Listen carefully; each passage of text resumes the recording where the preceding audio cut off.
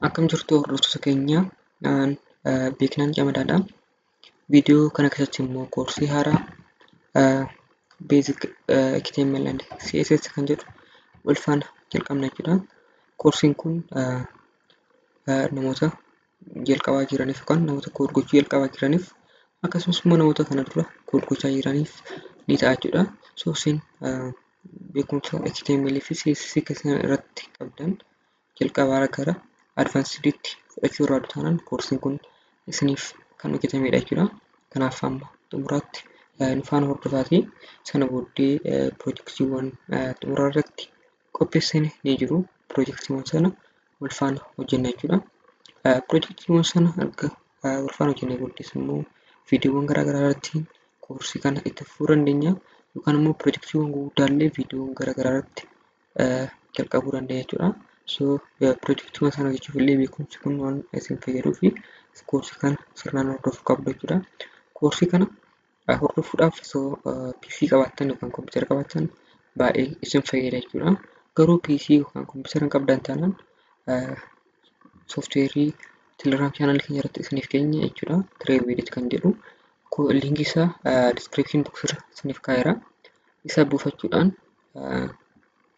bilbila keessan irratti shaakaluu dandeessu jechuudha. Rakkoon qabu jira. Bilbila keessan irratti shaakaluu dandeessu. Erga kutaa kana fixnee booddee yaada qabdan waa'ee koorsii kana irratti koomentii irra kaa'uu dandeessu jechuudha. Anis koomentii sana ilaalitan kutaa itti aanuuf fooyyessaan deema jechuudha. Kutaa kana booddee kutaawwan jiran baay'achuu danda'u. Ammatti hojjedhee waan hin xumurree fi garuu wanta ani isinitti himu koorsiin kun baay'ee isin fayyada jechuudha. Amma sosaatiin gubiin kallattiimaan gara koorsichaatti hin seena jechuudha. Kanaaf kutaa tokkoffaa koorsii Basic HTML and CSS keessatti kan ilaalu maalidha? Introduction to HTML kan jedhudha jechuudha. Introduction to HTML kana gaafa jalqaba irratti maal agarra jechuudha. What is HTML kan jedhu wal faana ilaalla jechuudha. HTML kan jedhu kun maaliif dhaabata jechuudha? Hypertext Markup Language kan jedhu kanaaf dhaabata jechuudha. Yookaan gabaajjiin kun Hypertext Markup Language jechuudha. Maaliif nu gargaara jechuudha? Weebsaayitiiwwan garaagaraa argitanii beektu ta'uu danda'a. Argitanii beektu mostly yuutuubiin hordoftu, feesbuukiin hordoftu ta'uu danda'a. Maybe Instagram hordofuu dandeessu, Tiwiitarii, Guugulii. Weebsaayitiiwwan kanarratti barreeffamni isin argitan, basanii isin argitan, suurri isin argitan, imeejii isin argitan tokko tokkoomsaa kan structured ta'e maaliitiinidha? HTML ta'edha jechuudha. Kanaaf HTML maaliif dandeenya? HTML akka lafee dugdaa weebsaayitiitti fudhachuu dandeenya jechuudha. Maaliif jenne kan jedhu kana gara xumuraatti itti deebinee wal faana ilaalla jechuudha. HTML jechuun Hypertext Markup Language jechuudha inni irraa. Sana keessatti Hypertext kan jedhu maal jechuudha kan jedhu isinitti hima jechuudha. Hypertext kan jennu sistemadha. Sistematti tekstiiwwan lama yookaan weebpeejiiwwan lama itti wal connect goonu jechuudha. Linkii fayyadamne jechuudha. Linkiiwwan garaagaraa beektuudha yaada. Linkii tokko rukutuudhaan gara weebpeejii biraatti isin geessa jechuudha. Osoo hin beeyin irraati yookaan otoo biraazarii keessa irraa hin beeyin akka weebpeejiiwwan garaagaraa irra sarf gootan yookaan biraawuz gootan isin gargaara jechuudha. Kanaaf Hypertext kan jennu mostly hyperlinkii kana yookaan linkiiwwan kana sisteemattiin to'annudha jechuudha yookaan sisteemattiin kireet godhudha jechuudha. Kanaaf Hypertext kan jedhu kana yoo ta'e Markup fi Language kan jedhamu maalidha kan jedhu wal faana ilaalla jechuudha. Markup jechuun mallattoo jechuudha. HTML keessatti koodiiwwan keenya beekaman akka kana fakkaatu jechuudha. Koodiiwwan HTML keessatti fayyadamnu kana fakkaatu jechuudha. Mallattoon kanadha jechuudha. Mallattoowwan kun maal godhu? Biraazarii irratti yeroo raangoonu HTML keenya yookaan weebsaayitii keenya HTML keenya maal itti hima jechuudha. Biraazarii keenyatti weebsaayitiin keenya maal fakkaachuu akka qabu itti hima jechuudha. Maal akka qabaachuu qabu? Barreeffama qabaachuu qaba, imeejii qabaachuu qaba, linkii qabaachuu qaba kan jedhu kana itti nuuf hima jechuudha. Akkanitti nuuf himuuf maal fayyadamna jechuudha? Markup fayyadamna jechuudha. Markup Language kan jennu maalidha? Afaan mallattoodha jechuudha. Language kan jennu kun maalidha? Itti nuuf hima jechuudha. Biraazarii keenyatti afaan ittiin nuuf himu yookaan ittiin waliigalumsaa yookaan ittiin walquunnamumsaa maal taasisaa jechuudha. Laanguujii isa taasisaa jechuudha. So maarkaap laanguujii jechuun afaan mallattoo jechuudha. Mallattoo fayyadamnee kan itti waliigallu jechuudha. HTML mallattoo fayyadamaa akkuma sun agarsiise mallattoo kana fayyadamnee biraazarii keenya faana ittiin waliigalla jechuudha. Maaltu mul'achuu qaba? Bifa kamiin mul'achuu qaba kan jedhu weebsaayitii keenya irratti jechuudha. Gara biraazarii keenyatti kan itti himnu HTML fayyadamne jechuudha. So maal jechuudha? Karaa biraa HTML kan jennu kun laanguujiidha. HTML maalidha? Standardized languageidha. Garuu yeroo akkasii jedhu yeroo languageidha jedhu yeroo baay'ee maalidha? Namoonni gaaffiiwwan adda addaa isaan keessatti qoranna jechuudha. Gaaffii inni tokkoffaa akka danda'u maalidha? HTML programming languageidha kan jedhu. Anis kan jala sarareen isinitti barbaadu lakki.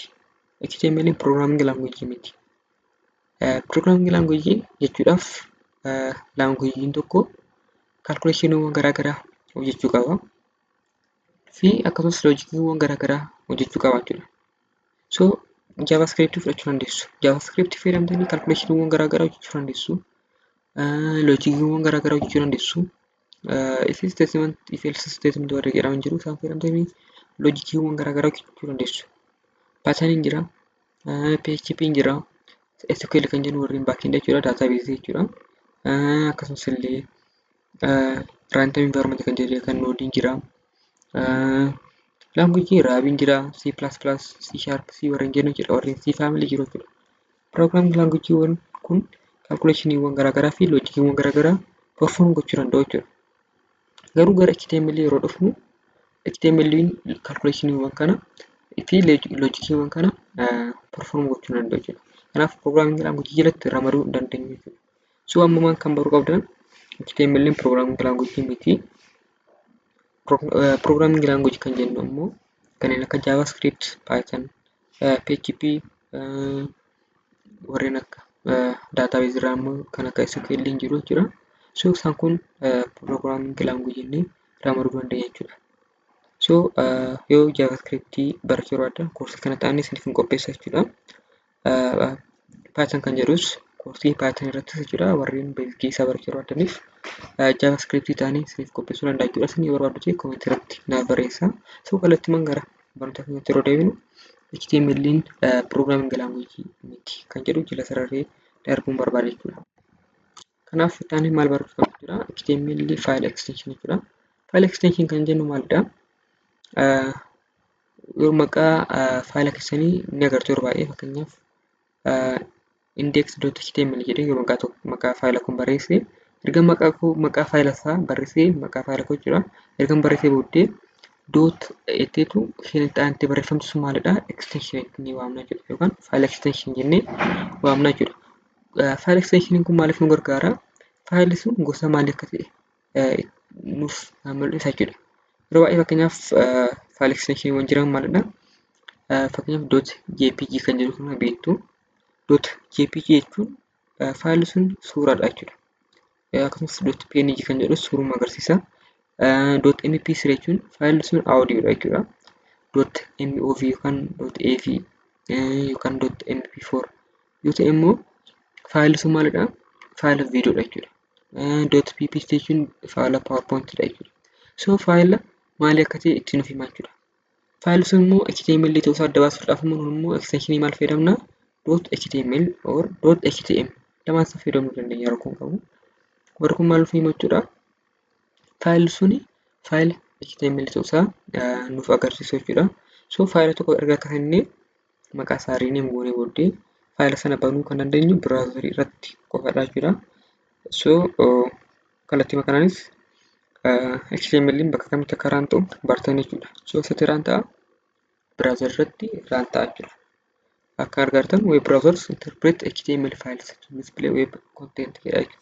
Kanaaf kan interpret ta'u biraazariiwwan garaagaraa jechuudha. Kanneen akka Chrome, Firefox warreen jettan, kanneen akka Microsoft, Internet Explorer kan jennu baay'ee jira jechuudha. Biraazariiwwan garaagaraa jiru isaanitti fayyadamtanii run gochuu dandeessu jechuudha. So about HTML version kan jedhu kana ilaalaa jechuudha. HTML'n I think naannoowwan 1990 keessa jechuudha. Akka warreen Girigooranitti kan jalqabe jechuudha. barasaa kallattii seetimuu danda'u jaalladhu barasaa jechuudha. So erga create ta'ee booddee garuu verjiiniiwwan garaagaraa keessa darbee dhufeera jechuudha. HTML4 kan jedhamu jira, XHTML kan jedhamu jira jechuudha. So warreen kun elementiiwwan yookaan fiichariiwwan mataa isaanii qabaatanii darbaniiru jechuudha. Amma kan fayyadamaa jiru maalidha? HTML5 dha. HTML5nis elementiiwwan warreen kaan irraa jechuudha. HTML4 fi XHTML irraa adda ta'an kan qubaatti of keessatti qabate elementiiwwan garaagaraa jiru jechuudha. Kan fooyyee dhufe jechuudha. So latest version of HTML HTML5 dha jechuudha. Nunis koorsii kana keessatti HTML5 wal faana ilaalla jechuudha. So HTML5 wantoota HTML4 fi XHTML keessatti hin hojjenne illee of keessaa qaba jechuudha. So koorsii kana keessatti isa ilaalla jechuudha. Kanaaf elementii fi taagii ilaalla jechuudha. Isa dura garuu wanta kana isinitti agarsiisuun barbaada jechuudha. HTML taagii jechuudha akkamitti barreessinaa kan jedhudha. Isa dura kana ilaalla. Taagii jechuun kanaa fi isa kana jechuudha. Bifa kamiin barraa'u jettan bifa kanaan barraa'u jechuudha. Jalqaba maaltu jira? Mallattoo irra xiqqaa jira jechuudha. Sana booddee maaltu jira? Elementii keenya yookaan wanta elementii keenya bakka nu bu'u jechuudha. Fakkeenyaaf paaraagiraafii taanaan P elementii fayyadamna jechuudha. Mallattoo P gashiina jechuudha. Qubee P yoo hidarii ta'e yookaan hidingi ta'e H1 kana fayyadamna jechuudha. So erga isa galchine booddee mallattoo irra guddaadhaan cufna jechuudha. Sana booddee kun maal nuuf ta'a jechuudha? Opening taagii nuuf ta'a jechuudha. Closing taagiidhaaf immoo mallattoo irra xiqqaa fayyadamnee akkuma kanaa jechuudha. Akkuma isa dura. Sana booddee muraa fayyadamna. Sana booddee asitti maal galchina? Wanta elementii keenya bakka nu bu'u jechuudha. Isa asitti galchine deebisnee asitti galchina jechuudha. Gargar gochuu hin qabnu jechuudha. Erga asitti galchine booddee mallattoo irra guddaadhaan cufna jechuudha. Kanaaf kun maal ta'a jechuudha? Opening taagii ta'a. Kun closing taagii ta'a. Opening taagii fi closing taagii keenya gidduutti immoo maaltu jira? Kontentii yookaan teekstiin ni jiraata jechuudha. Teekstiin kun maal ta'a jechuudha? Web browserii keenya irratti nuuf mul'ata jechuudha. Yoo elementiin keenya jiru kun P elementii ta'ee barreeffama noormaali ta'ee nuuf mul'ata jechuudha. Yoo H1 ta'e garuu bifa argitan kanaan bold ta'etu akkasumas saayizii isa guddateetu browserii irratti nuuf mul'ata jechuudha. So kanadha jechuudha. Taagiin kan jennu kun fakkeenyaaf P elementiidha. Inni kun amma opening taagiidha.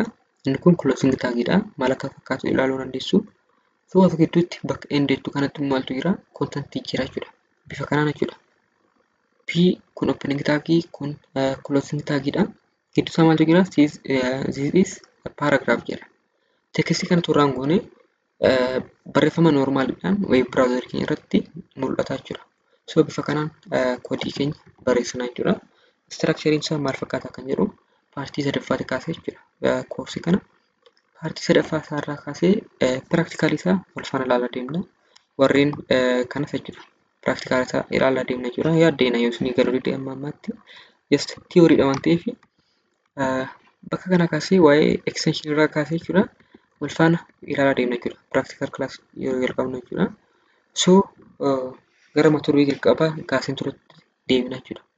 Yeroo HTML tokko lafee guddaa weebsaayitiidha inni maal jechuu keenyadha yookaan maaliif jenne kan jedhu wal faana ilaalla jechuudha. Kanaaf kan isinitti himuu barbaadu maalidha? Weebsaayitii keenya irratti istiraakcharii isaa yookaan qabiyyeewwan isaa achirra kaa'uudhaaf dirqama maal fayyadamuu qabna? HTML dha. Laanguujiin biraa istiraakcharii keenya achirra nuuf kaa'u hin jiru jechuudha. Laanguujiin biraa kan browseriidhaan interpret ta'us hin jiru jechuudha. So kan browseriidhaan interpret ta'u maalidha? HTML dha. Browseriin keenya laanguujii maal beekaa? HTML beekaa jechuudha. So laanguujii HTML kana fayyadamneetu structure create goona yookaan teekstii, imeejii, liinkii kana kan jiru kun teekstii warreen kana create goona yoo ta'e karaa biraa maal itti yaadda jechuudha? Lafee dugdaa weebsaayitii jechuudha. HTML hin jiru taanaan weebsaayitiiwwan kun create ta'uu danda'an jechuudha. Kanaaf HTML maal jennee yeroo baay'ee backbone of websites kan jedhu kanaafidha jechuudha. Kanaafidha websaayitiin jechuudha. So ilaaltanillee jechuudha. Websaayitiin jalqabaa kan create ta'e erga HTML create ta'e boodadha. Websaayitiin jalqabaa kun maal fakkaata kan jedhus yoo barbaadan kutatanii isintti agarsiisuu danda'a jechuudha. Just practice gochuuf nus isa ilaallee practice gochuu dandeenya jechuudha. Rakkoon qabu gosa gara biraatti ilaalla jechuudha. So erga waa'ee HTML akkanatti dubbannee gara IDE'tti dhufna jechuudha. HTML maal jechuudha inni? Hypertext Markup Language. IDE kan jedhu kun immoo maaliif dhaabata? Integrated Development Environment. Integrated Development Environment kan jedhu kun maal jechuudha? Environmentii yookaan sooftiweerii koodii develop gochuudhaaf nuuf mijatee sirraa'ee create ta'edha jechuudha. Sooftiweeriin kun maalidha? Koodiiwwan in case of this video we will focus on HTML part. Garuu immoo wanti isin baruu qabdan IDE kan jennu HTML qofaaf miti. Python barreessuudhaaf, JavaScript, koodii languageewwan biroo barreessuudhaaf maal jenna IDE. Garuu viidiyoo kanaaf jecha koodii HTML kan barreessuu dandeenya jechuudha. IDEewwan garaagaraa ni jiru jechuudha. Fakkeenyaaf Visual Studio fudhachuu dandeenya, Sublime Text fayyadamuu dandeenya, Atomii fayyadamuu dandeenya. Karaa salphaa Notepad kan PC keessanii beektu isarratti barreessuu dandeenya. Garuu immoo akka Visual Studio akka Sublime Text inni sun integrated hin taane yookaan nuuf hin sirroofne jechuudha. Maaf hin sirroofne yookaan Visual Studioon wanta Notepad irratti adda isa godhu maal qaba kan jedhu ilaalla bakka kanatti. Jalqaba maal qaba? Syntax highlighting jira jechuudha. Syntax keenya yookaan wanta nu barsiisaa deemnu kalarii adda addaan highlight nuuf godha. Yoo error qabaanne error keenya irratti diimaa nuuf agarsiisa. So kan kun maaliif nu gargaara jechuudha? Yeroo baay'ee debugging irrattis nu gargaara jechuudha. So software sunis mataa isaatti yeroo itti debug nuuf godhu ni jira jechuudha.